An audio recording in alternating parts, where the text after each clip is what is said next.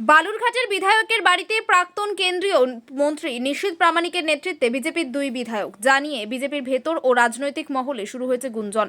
রবিবার সন্ধ্যায় হঠাৎ বালুরঘাটের বিধায়ক তথা বিশিষ্ট অর্থনীতিবিদ ডক্টর অশোক লাহিড়ীর বাড়িতে নিশীথ প্রামাণিক ও সেই সঙ্গে মুর্শিদাবাদ এবং গাজলের বিধায়ক যথাক্রমে গৌরীশঙ্কর ঘোষ ও চিন্ময় দেব বর্মন উপস্থিত হন।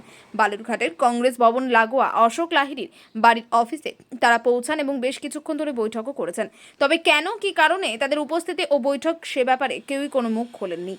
যদিও নিশীথ প্রামাণিক জানিয়েছেন যে তিনি জঙ্গিপুরে সাংগঠনিক কাজ থেকে ফেরার পথে একেবারেই সৌজন্য সাক্ষাৎ সেরেছেন মাত্র। অন্যদিকে বিরোধী শিবির বিষয়টি নিয়ে কটাক্ষ করতে ছাড়েনি। তৃণমূলের জেলা সহ সভাপতি সুভাষ চাকি জানায়, সামনে 26-এর ভোটকে সামনে রেখে এই বৈঠক হতে পারে। যতই বলা হোক সৌজন্য সাক্ষাৎ, আসলে সেটা না। আগামী দিনে অশোক লাহিড়ী বিজেপির টিকিট কনফার্ম করতে এই অগ্রিম বৈঠক। প্রসঙ্গত আজই বালুরঘাটের অশোক লাহিড়ী তার 5 বছরের কাজের খতিয়ান সম্মিলিত একটি পুস্তকের প্রকাশ করে রিপ্লেট আকারে একটা বই প্রতিবেদন নাম দিয়ে, উন্নয়নের প্রতিবেদন নাম দিয়ে একটা বই পাবলিশ করেছেন। এটা ঠিক, কিন্তু আমরা ওটা লক্ষ্য করেছি, আমরা যারা রাজনীতি করি, তৃণমূল কংগ্রেসটা করি, ওনার খতিয়ানে অনেক কিছু বলা আছে, কিন্তু কোথার থেকে 13টা রাস্তা করেছে, কংক্রিটের রাস্তা করেছেন উনি বলেছেন। কোথার থেকে কোথায় রাস্তা হয়েছে তার কোনো বিশদ বিবরণ নেই। বলেছেন পথ বাতি দিয়েছি, অনেক পরিমাণে সংখ্যা দিয়েছেন, কোথায় কোথায় দিয়েছেন তার কোনো হিসাব নেই, বর্ণনা নেই।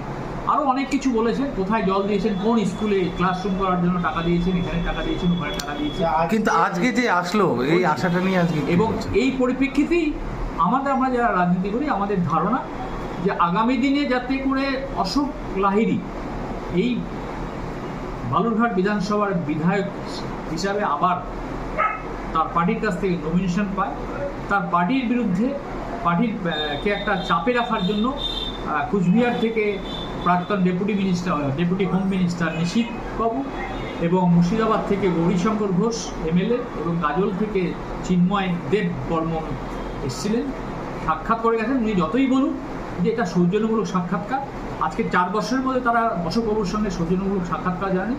ঠিক পশ্চিমবাংলায় আমরা বিগত দিনে যেমন দেখেছি, দিল্লি থেকে বারবার করে নেতৃত্ব পশ্চিমবাংলায় এসে পশ্চিমবাংলাকে দখল করার জন্য, সেই জন্য আগামী দিনের অবস্থাকে বিবেচনা করে আমাদের বিধায়ক বিভিন্ন জায়গার নেতৃত্ব এমএলএদের নিয়ে এসে একটা মানুষের মনে প্রভাব বিস্তার, রাজনৈতিক প্রভাব বিস্তার করার চেষ্টা করছে। এই বিধানসভার মানুষ, এই জেলার মানুষ খুব সচেতন। আগামী